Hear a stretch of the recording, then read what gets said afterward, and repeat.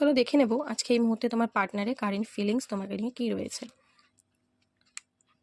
তো তোমার পার্টনার কিন্তু তোমাকে খুব পছন্দ করে, ঠিক আছে, প্রচণ্ড পছন্দ করে, বাট মনে করছে তুমি ওর ওপর খুব রেগে রয়েছো। ঠিক আছে, ওর ফিলিংস হচ্ছে যে তুমি ওর ওপর রেগে রয়েছো, যার জন্য কিন্তু ওর মন মেজাজ খুব খারাপ। ঠিক আছে, ওর মন মেজাজ কিন্তু খুব খারাপ, পেইন পাচ্ছে, হ্যাঁ, হার্ট ব্রেক হয়েছে।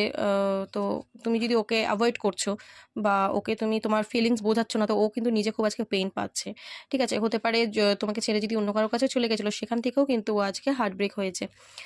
এবং আজকে দেখা যাচ্ছে তোমার পার্টনার না নিজেকে পুরো গুটিয়ে রেখেছে, সবার থেকে নিজেকে সরিয়ে রেখেছে, কারোর সাথে মিশছে না, কারোর কাছে যাচ্ছে না, নিজেকে একাকী করে রেখেছে।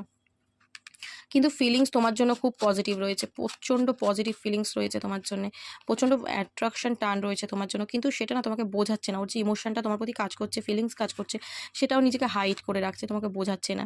এবং আমি দেখতে পাচ্ছি তোমার পার্টনার এই রিলেশনশিপের ওপর কিন্তু কাজ করতে চাইছে। কেন? কারণ ও বুঝতে পেরেছে যে তোমার না থাকার যন্ত্রণা কতটা, তুমি নেই বলে আজকে কিন্তু সত্যিই ও খুব পেনের মধ্যে রয়েছে।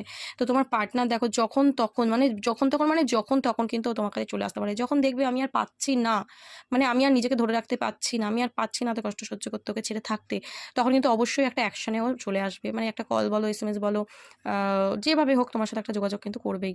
ঠিক আছে, অ্যাকশনের এনার্জিটা এসছে, ফায়ারি এনার্জি, সো যখন তখন চলে আসবে।